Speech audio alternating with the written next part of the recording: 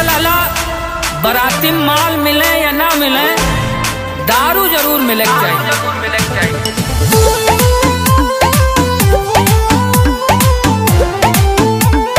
दारू जरूर मिले चाहिए।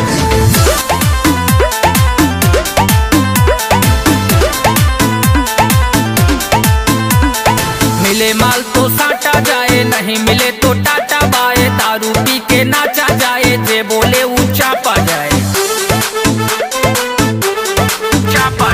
मिले माल तो साटा जाए, नहीं मिले तो टाटा बाए। दारू पी के नाचा जाए, जे बोले ऊंचा पा जाए। तो ज्यादा बोले टांग लो, परमिशन हमसे मांग लो। अगले बारे माना जाए तो सबसे पहले जान लो। चलने वाले चलत रहा तू शान से जिंदगी जिया करा।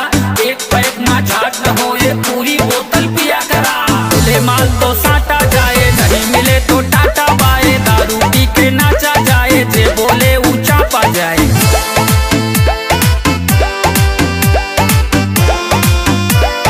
चापा जाए, चापा जाए।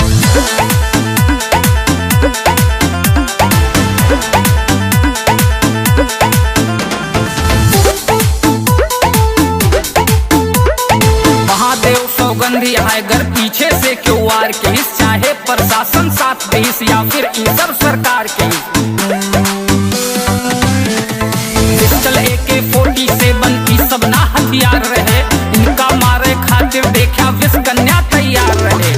मिले माल तो साटा जाए, नहीं मिले तो टाटा बाए। दारू पी के नाचा जाए, जे बोले ऊंचा पा जाए। मिले माल तो साटा जाए, साटा जाए, जे बोले ऊंचा पा जाए।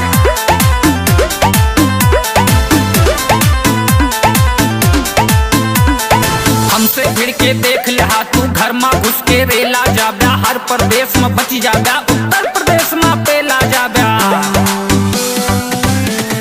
साथ में सिस्टम, हाथ में पिस्टल, रिश्तेदार के बात न मानी। हमरे नाम के खौफ बनाबा, रंगदारन का खाक न जानी। ले माल तो